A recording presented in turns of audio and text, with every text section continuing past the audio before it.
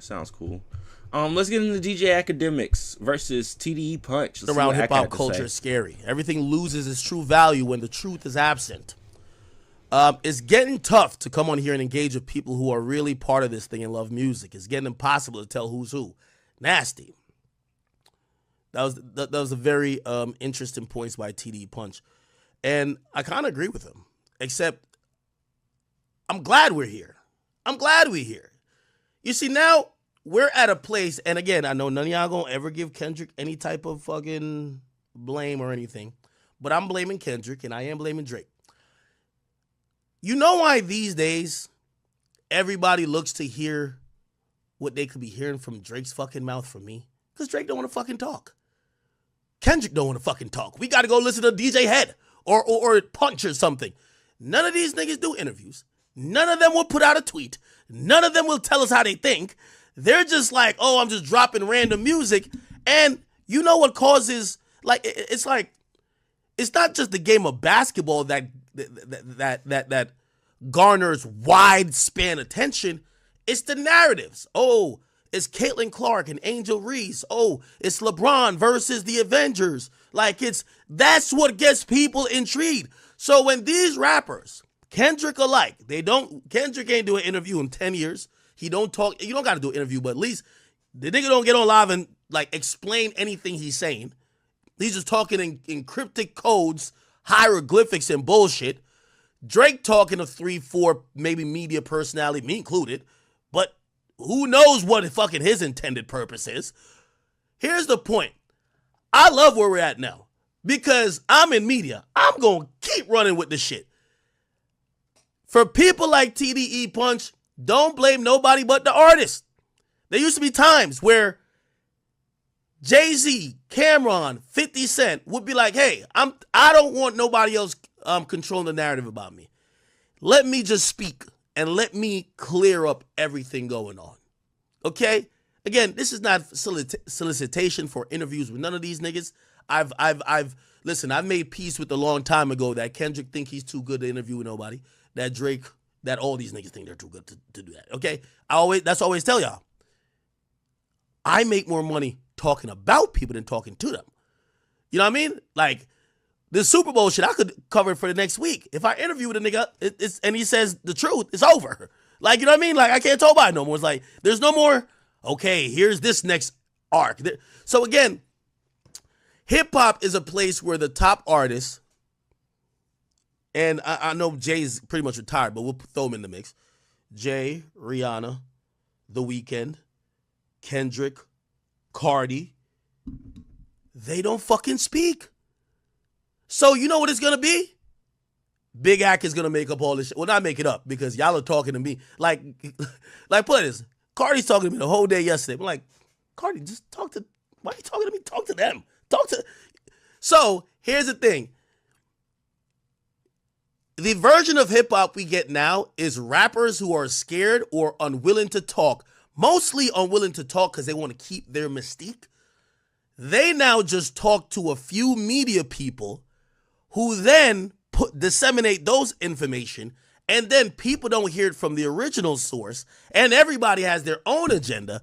And of course, we're now living in gossip land. So again, I don't mind. I'm the top guy at the gossip land shit because I talk to all the popping rappers, okay, except Kendrick. But I talk to everybody. I talk to people who Kendrick gotta pay to get the records out. So I don't talk to him, but I get the information anyway. You get what I'm saying? But this is true though. I don't want to hear no rappers or nobody who claims they love rap culture say that there is propaganda, say that there's lies, say that they're this, when the people who have the loudest voices don't talk for themselves. If you're talking through Ak and Mall, if you're talking through DJ Head and TDE Punch, you deserve to get all the motherfucking narratives written about yourself. Y'all niggas start talking for yourselves because Ak gonna be fine regardless.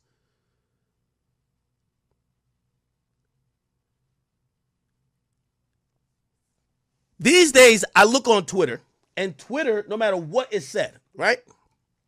Twitter creates narratives. Like, for example, let's stay with Kendrick for a second. Bro, Kendrick dropped an album with a bunch of, like, subliminals are sneak dissing, but also talking about the culture in like a weird way. We don't even know who he's talking about. Talking about media. He said he's talking about radio guys. We don't even know who he's talking about. Then he put some shoes on his thing. Like, of course, now you're the Cryptic guy. You kind of won the battle by people attributing, whether rightly or wrongly, weird meanings to everything you are doing. Oh, 616? It was that time Drake went by the bus stop to go scout the kids. Oh, 616? Oh, that's a Bible verse from Corinthians. Wait, 616?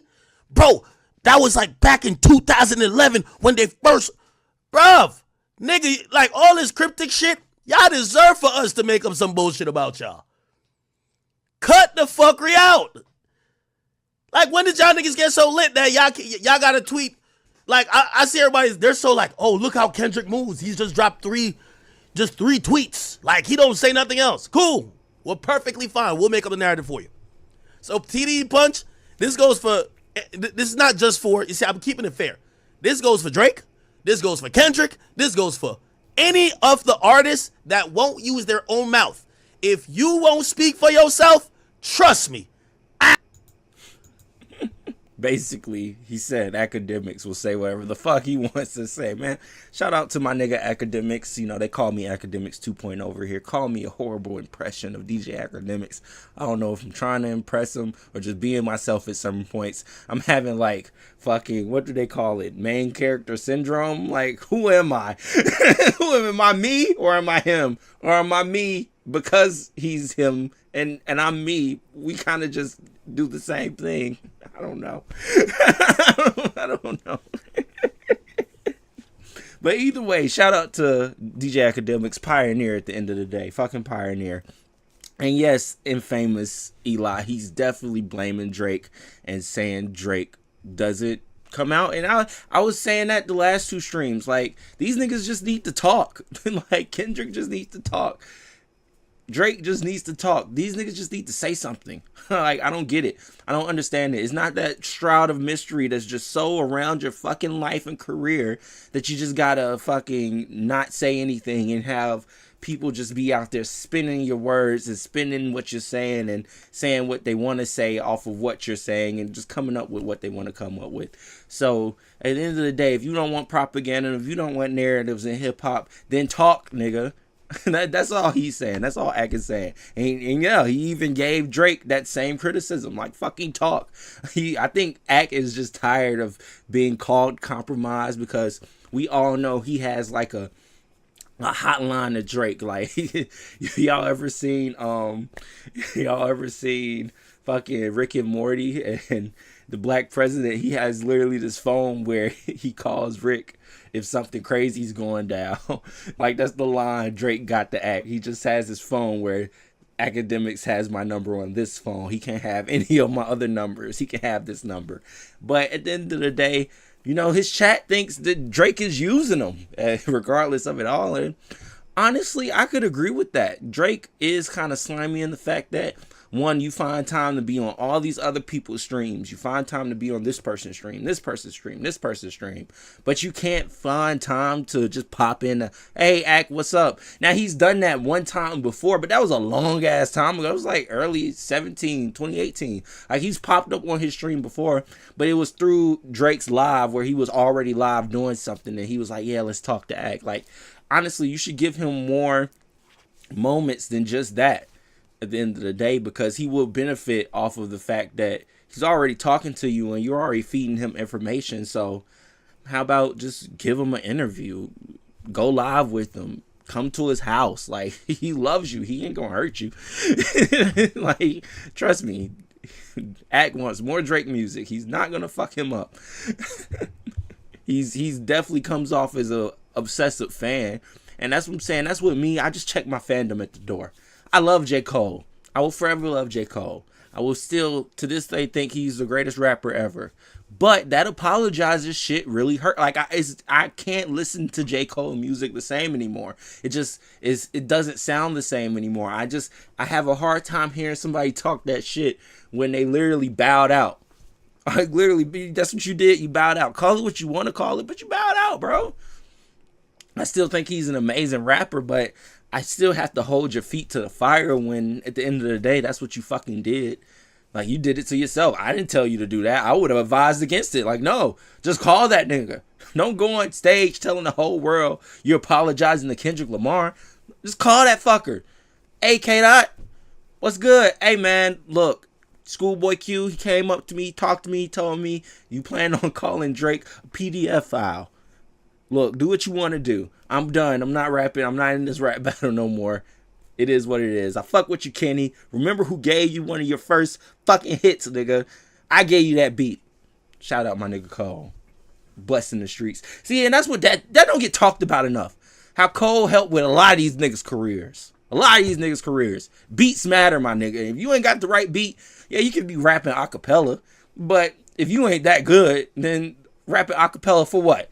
You need a good beat behind you. And Cole was supplying the industry in the early 2010s. Supplying the industry. What y'all think Lil Yachty doing for all these other niggas right now, writing-wise? That's what Cole was doing beat-wise in early 2010s. Dead ass. I was there. Anyways. Yeah, just check your fandom at the door, man. Because when you're able to check your fandom at the door and see what's wrong for wrong and what's right for right, you can easily gauge how you need to. Like, you don't have to fucking fall into a narrative or think too deeply about something or come up with a conspiracy theory. Like, if it's right in front of you, it's right in front of you. Like, hey, Kendrick could have called Drake a PDF file all he wanted to. If there was no evidence of Drake kissing a 17-year-old girl on stage after finding out she's 17, if there was no evidence of him grooming Hailey Bieber or grooming this other chick, if that shit just wasn't out there and Kendrick just said it, then we just be here speculating like, what is he talking about? Is Drake this? It probably stick, it probably wouldn't. But the fact that it's shit out there that points you to, hey, this is what Kendrick's talking about. This nasty ass nigga is on stage finding out this girl is 17 and then still rubbing up on her and then kissing her. What can we do at that point? What can we fucking do? Make excuses. Oh, well, the legal age of consent where he kissed that girl is 16. Like that made it any better. It doesn't make it better. It makes it worse. The fact that we know these things. Like, why do we know what the legal age of consent in fucking Colorado is? Why do we know what the legal age of consent in fucking Canada is? Why do we know these things? We should know. I should know these things. Because at the end of the day, as a grown man, if she ain't over the age 18, I'm not dealing with her. Period. Point blank. End of mark. End of fucking sentence. I got 2 little sisters, and both of them little sisters have friends that are underage. Now, my middle sister, she's 22 now, so of course her friends are of age now. If I wanted to do whatever, I would be in bound. But still, I'm like, bro, I knew these fuckers when they was kids. Why would I? It just doesn't feel right. It does not feel right. And then my other little sister, she's in fucking college now. Little friends, that just it doesn't feel right. And then why would you want to make other people come around and feel uncomfortable when they come around? It just doesn't make sense to me. So I wouldn't even deal with my sister's friends like that. Why? What's the point? I'm a grown ass man with grown ass man problems. I do not need to be messing with no little kids. For what? Chasing a little kid tail for what? I don't get it. I don't fucking get it. With you PDF files out there, you nasty niggas, you 69 guys. I don't understand. I don't get it. Like, what in your head kind of is tweaked to the point where you think that is okay? It's not.